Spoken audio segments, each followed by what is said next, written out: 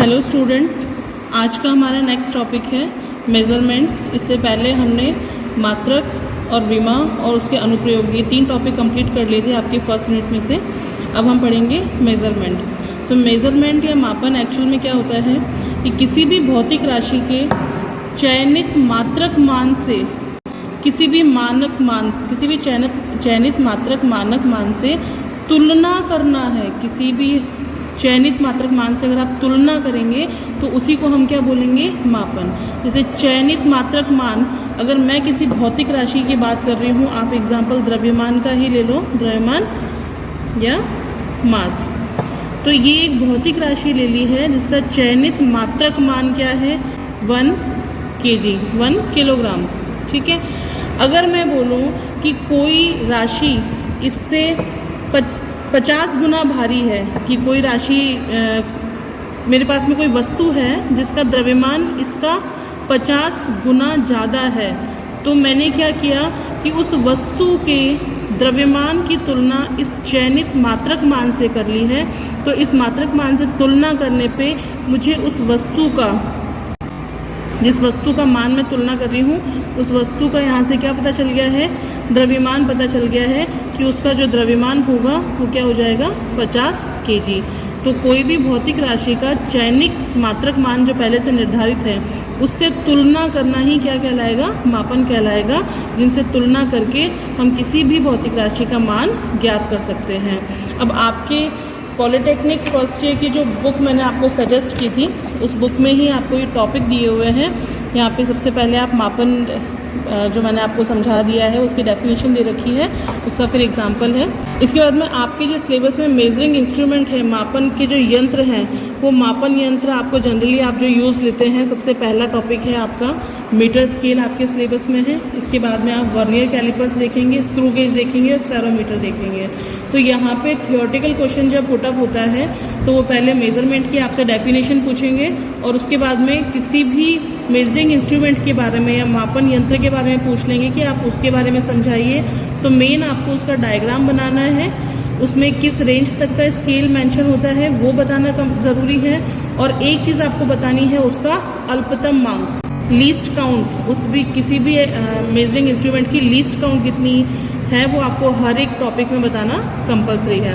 ठीक है। तो स्केल आपने देखा हुआ होगा, 15 सेंटीमीटर तक के हम जनरली यूज़ करते हैं, हमारी छोटी क्लास से यूज आते हैं। तो स्केल सबका देखा हो। तो मीटर स्केल द्वारा हम 1 mm से लेके, क्योंकि यहाँ पे 0 से लेके 1 तक 1 सेंटीमीटर होता है और 1 सेंटीमीटर में टोटल 10 डिवीज़न होते हैं। तो ये हर छोटी लाइन कितने mm की होती है, 1 mm की होती है।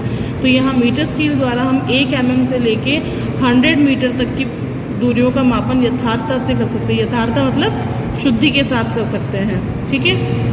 अब यहाँ पे जनरली आपको स्केल की फोटो दिखा दी गई है। लीस्ट काउंट आपको बताना ज़रूरी है। उसके पहले आप देख लीजिए कि 1 सेंटीमीटर लंबाई में 10 प्रभागीय खाने होते हैं। ये हमें पता है कि 1 सेंटीमीटर की लंबाई में 10 प्रभाग होते हैं। यहाँ पे 10 सेक्शंस होते हैं 1 सेंटीमीटर में। तो आप अगर इसका लीस्ट काउंट निकालेंगे कि ये मिनिमम कितना मेज़र कर सकता है, तो डायग्राम से हमें पता चल रहा है कि मिनिमम कितना मेज़र कर सकता है, 1। लेकिन अब कैलकुलेट कैसे करेंगे कि 1 सेंटीमीटर में डिवीज़न कितने हैं, टोटल 1 सेंटीमीटर में 10 डिवीज़न है, तो आप करेंगे 1 सेंटीमीटर डिवाइडेड बाय 10, तो ये आ जाएगा 0.1 सेंटीमीटर, या फिर आप उसको 1 mm भी बोल सकते हैं। इसके बाद में इन्होंने बता दिया कि आजकल ऐसे स्केल भी प्रचलित हैं जिनका अल्पतम मांग 0.5 सेंटीमीटर है, मतलब जिनमें 0 से लेके 1 तक 10 की बजाय यहाँ पे 20 डिवीजन्स होंगे। ऐसे स्केल्स भी अभी यूज़ में आ रहे हैं। इसके बाद में नेक्स्ट टॉपिक आता है आपका वर्नियर कैलिपर्स। जो स्केल होता है उसकी लीस्ट काउंट से भी कम लीस्ट काउंट को मेज़र करने का काम ये करता है। ये और ज़्यादा एक्यूरेसी से किसी भी कार्डबोर्ड है आपके पास में, उसकी थिकनेस हो गया, कोई सर्कुलर चीज़ है, उसकी रेडियस, डायमीटर फाइंड करने के लिए हम वर्नियर कैलिपर्स का यूज़ करते हैं। वर्नियर कैलिपर्स की जो खोज है 1631 में फ्रांस के जो एक गणितज्ञ थे, पियरे वर्नियर, उन्होंने की थी। इसका उपयोग, इन साइंटिस्ट के नाम पे ही इस एपरेटस का भी नाम पड़ा है, वर्नियर कैलिपर्स। इसका उपयोग मुख्यतः लंबाई के मापन में किया जा सकता है। वो लंबाई त्रिज्या भी हो सकती है, रेडियस भी हो सकता है और व्यास भी हो सकता है, डायमीटर। आप किसी भी तरह की लंबाई, किसी की थिकनेस है, चौड़ाई है, इनको मेज़र कर सकते हो आप। लेकिन इसका अल्पतम मांग मीटर स्केल से कम होने के कारण ये अपेक्षाकृत अधिक यथार्थ मान प्रदान करता है और एक्यूरेसी से हमें ये रिजल्ट देता है, क्योंकि इसका लीस्ट काउंट मीटर स्केल के लीस्ट काउंट से भी कम है, अल्पतमांक इसका मीटर स्केल के अल्पतमांक से भी कम है। ठीक है, तो अब हम यहाँ पे पहले वर्नियर कैलिपर्स को देखेंगे कि वर्नियर कैलिपर्स, ये हमारे पास में वर्नियर कैलिपर्स है। तो इसके पार्ट्स कौन कौन से हैं वो देख लीजिए आप। इसमें ये जो ऊपर वाला सेक्शन है इनको बोलते हैं अपर जॉ, ऊपरी जबड़े। ठीक है, अगर किसी का इंटरनल डायमीटर आपको देखना है, आंतरिक व्यास अगर निकालना है तो इन अपर जॉ को यूज़ करते हैं। ये जो नीचे वाला सेक्शन है ये है आपके निचले जबड़े या लोअर जॉ। तो इनसे हम किसी का भी एक्सटर्नल डायमीटर अगर हमें निकालना है तो हम इनका यूज़ करते हैं। कैसे यूज़ करेंगे अभी मैं आपको रीडिंग लेना भी इसके थ्रू बता दूंगी। यहाँ पे ये जो यहाँ पे स्क्रॉल हो पा रहा है, एक स्केल तो है जो पहले से फिक्स है, एक स्केल यहाँ पे छोटी है जो स्क्रॉल हो पा रही है। तो जो स्केल यहाँ पे फिक्स है इसको बोलते हैं हम मेन स्केल, प्रधान पैमाना या मेन स्केल। और जो पार्ट ये स्क्रॉल हो पा रहा है इस पार्ट को हम बोलते हैं वर्नियर स्केल। ठीक है, ये स्क्रॉल हो पा रहा है पार्ट और इसके ऊपर जो ये लाइंस बनी हुई हैं, ये लाइंस यहाँ पे डिवीज़न है लाइंस के, तो इनको हम बोलेंगे वर्नियर स्केल। ठीक है, ये स्क्रू है जिनकी थ्रू हम कोई ऑब्जेक्ट को फिक्स करने के बाद में इसको अगर यहाँ से पूरा फिक्स कर देंगे तो ये अपना स्पेस जो है वहाँ से मूव नहीं करेगा, स्लाइड नहीं करेगा, एक जगह फिक्स हो जाएगा। तो रीडिंग लेते टाइम पे एक्यूरेसी रहेगी, मिस्टेक्स नहीं होंगी। ठीक है, और इसके अलावा अगर आपको किसी की डेप्थ चेक करनी है तो डेप्थ चेक करने के लिए आप स्टार्टिंग में जैसे आपने 0 रखा है तो यहाँ पे एंड में इसके कुछ भी नहीं निकल रहा है, लेकिन अगर किसी की डेप्थ आपको मेज़र करनी है तो स्केल को आप जैसे जैसे स्क्रॉल करेंगे या पीछे से एक स्टिक बाहर निकलेगी, तो इसको हम डेप्थ बार भी बोलते हैं, गहराई छड़ बोलते हैं इसको, डेप्थ बार। तो इस किसी की भी डेप्थ देखनी हो तो हम इसको उतना ही नीचे निकालेंगे जितना कि उस ऑब्जेक्ट के नीचे पैंदे में जाके और ऊपर जहाँ सरफेस है वहाँ पे आके रुक जाए, उतनी जब निकालेंगे तो ये आगे से भी उतना ही स्लाइड होगा जितनी कि वो डेप्थ बार को हमने बाहर निकालना है। तो यहाँ से फिर हम उसकी रीडिंग कैलकुलेट कर लेंगे। तो किसी की गहराई देखनी है, थिकनेस देखनी है, किसी भी तरह की लंबाई हो, वो सारी आप इसके थ्रू मेज़र कर सकते हैं। वर्नियर कैलिपर्स के सारे भाग हमने देख लिए। अब हम इसके लिए इसका लीस्ट काउंट देखते हैं कि इसका अल्पतमांक कैसे हम निकालेंगे। तो आप देख रहे होंगे कि इसका जो प्रधान पैमाना है, ये प्रधान पैमाना हमारा जो नॉर्मल अपना मीटर स्केल होता है उसके अकॉर्डिंग ही है। 0 से लेके 1 सेंटीमीटर के बीच में 10 डिवीज़न है, मतलब यहाँ पे एक जो छोटा लाइन होगी, एक जो मिनिमम स्केल होगा, छोटा डिवीज़न है, वो 1 mm का होगा। ठीक है, तो इसका लीस्ट काउंट निकालने का जो फॉर्मूला है हमारे पास में वो ये होता है कि मुख्य पैमाने पर सूक्ष्मतम माप। तो आपका मुख्य पैमाना या प्रधान पैमाना क्या है, ये वाला है। तो इसमें एक सूक्ष्मतम माप कितना हो जाएगा, मिनिमम वैल्यू कितनी हो जाएगी, 1 mm हो जाएगी, अपॉन वर्नियर पैमाने पर कुल भागों की संख्या देखनी है आपको। तो वर्नियर पैमाने पे अगर आप इधर ध्यान से देखें तो 0 से लेके 10 तक, यहाँ पे 1 तक में देखेंगे तो 5 डिवीज़न है, तो 10 तक टोटल कितने हो जाएंगे, 50 डिवीज़न हो जाएंगे। तो यहाँ पे कुल भागों की संख्या कितनी होगी, 50। तो अगर आप वर्नियर कैलिपर्स का यहाँ पे लीस्ट काउंट निकालते हैं, लीस्ट काउंट या अल्पतमांक, तो क्या हो जाएगा, 1 mm upon 50, that means 0.02 mm।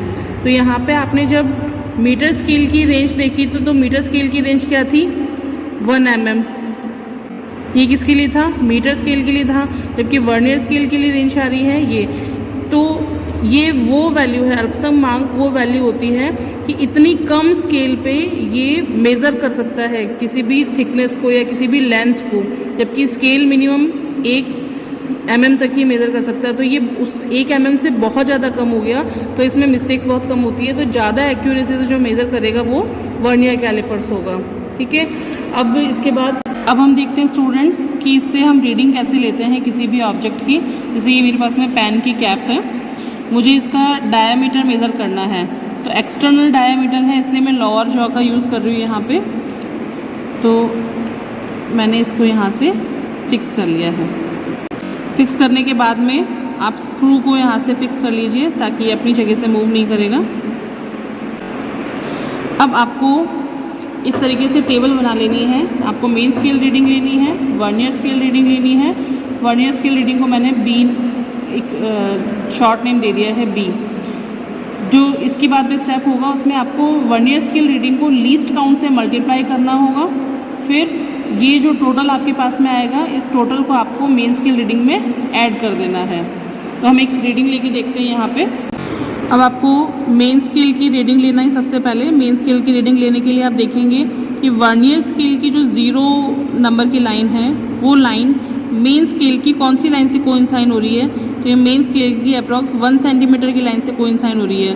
तो मेन स्केल की जो रीडिंग है आप अपनी ऑब्जर्वेशन टेबल में मेंशन कर लेंगे कि मेन स्केल की रीडिंग हो गई है आपकी 1 सेंटीमीटर। ठीक है। अब आपको देखना है कि वर्नियर स्केल पे जितने भी डिवीज़न हैं ये सारे डिवीज़न मेन स्केल के डिवीज़न के साथ में परफेक्टली मैच नहीं कर रहे होंगे। कुछ स्लाइड इनके बीच में होगा या तो लेफ्ट हैंड साइड में या राइट हैंड साइड में, लेकिन 2 या 3 लाइनें ऐसी होगी जो परफेक्टली मैच कर रही होंगी। तो मुझे यहाँ पे ये 41 नंबर की जो लाइन है, मतलब 8 के आगे जो लाइन आ रही है, ये लाइन परफेक्टली मैच करती हुई लग रही है। तो मैंने उसका डिवीज़न ले लिया है यहाँ पे 41, उसको नोट डाउन कर लिया है। इस 41 को लीस्ट काउंट से मल्टीप्लाई करना है। रिजल्टेंट आ गया आपके पास में 0.82। तो फाइनल जो रीडिंग होगी वो मेन स्केल की रीडिंग और सी सेक्शन जिसमें आपने वर्नियर स्केल की रीडिंग को लीस्ट काउंट से मल्टीप्लाई करने पे जो आया था इनको ऐड करने पे आएगी। तो आपकी फाइनल रीडिंग आ जाएगी यहाँ पे 1.82 सेंटीमीटर। ठीक है। इसी तरीके से आप 2-3 रीडिंग ले लेंगे। जो डिफरेंस होगा वो इस वर्नियर स्केल की रीडिंग में हो सकता है क्योंकि जो डायमीटर रफली रहेगा मेन स्केल का वो तो 1 सेंटीमीटर ही रहेगा, वो चेंज नहीं होने वाला। लेकिन हाँ, आप एक बार कैप को निकालने के बाद में और दोबारा जब एडजस्ट करते हैं तो परफेक्ट मैच होने वाली जो लाइन है उस लाइन का नंबर चेंज हो सकता है। तो यहाँ जो डिफरेंस आएगा वो पॉइंट्स में आएगा। जनरली 1 पॉइंट समथिंग ही इसका आंसर रहेगा। 2-3 जो भी आपके पास में रीडिंग आ जाएंगी उनका आप मीन निकाल लीजिए। वो मीन ही आपके पास में इसका एग्जैक्ट डायमीटर होगा। अगर रेडियस आपको निकालनी है तो डायमीटर का हाफ कर लीजिएगा। तो ये तरीका है किसी भी ऑब्जेक्ट को आप वर्नियर कैलिपर से कैसे मेज़र करते हैं। Thank you students.